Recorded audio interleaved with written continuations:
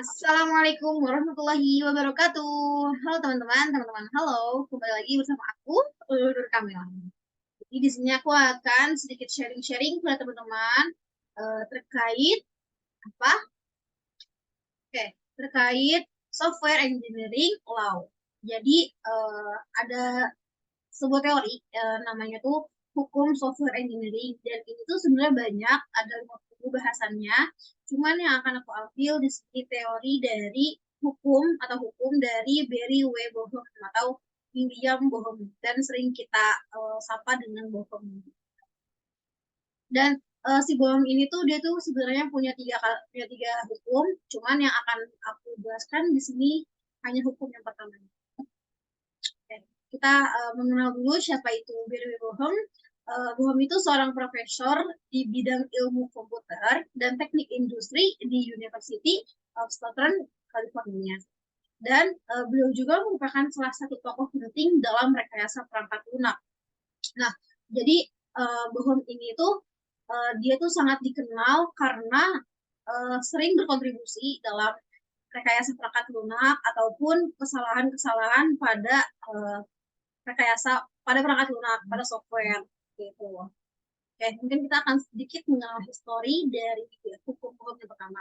Jadi hukum Bohm yang pertama itu pertama kali diusulkan pada tahun 81 dalam model spiral. Nama hukumnya spiral, model spiral.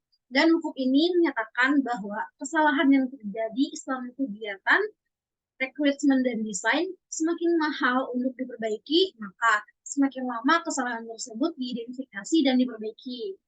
Pembawa ini juga menekankan bahwa kesalahan dalam tahap desain lebih sedikit serius daripada kesalahan dalam tahap rekrutmen.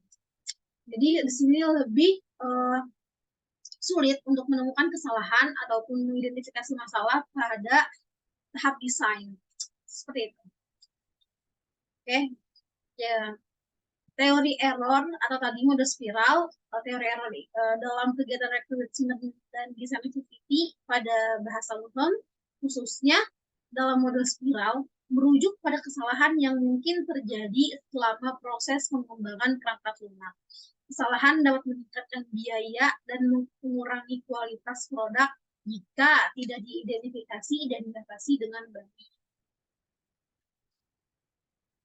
Terus di sini juga ada sebuah riset kegagalan project software itu gimana sih? Nah, di sini juga dalam teori Bohm mengatakan 50% lebih project teknologi informasi gagal. Jadi setiap kita melakukan perancangan terhadap software itu belum pasti akan 100% berhasil gitu. Pasti ada aja kendala ataupun kegagalan dalam pengembangan itu. Nah, di sini tuh 42% dari Standish Group dan 53% kegagalan dalam penelitian General Accounting Office. Kegagalan proyek teknologi informasi merupakan masalah yang sangat signifikan dan perlu mendapatkan perhatian lebih lanjut dalam upaya untuk meningkatkan tingkat keberhasilan proyek di masa depan. Nah, apa aja sih penyebab kegagalan itu? Pertama, dibatalkan sebelum selesai. Terkadang kita sudah mempunyai ide desain gitu untuk pengembangan selanjutnya, tapi ternyata hanya sampai tahap desain langsung dibatalin. Itu juga merupakan software yang gagal. Terus ada juga yang selesai tapi tidak pernah dipakai. Jadi setelah dia pengembangan dari awal sampai akhir selesai, namun softwarenya itu tidak pernah dipakai sama pengguna, sama yang bikin gitu. Terus tidak bermanfaat juga bagi pengguna. Dia udah bikin, udah selesai, udah menyelesaikan semua tahapannya, namun ternyata tidak bermanfaat gitu kan. Jadi sia-sia, dan itu dikatakan sebagai software yang gagal. Terakhir, tidak sesuai dengan keinginan pengguna. Oke.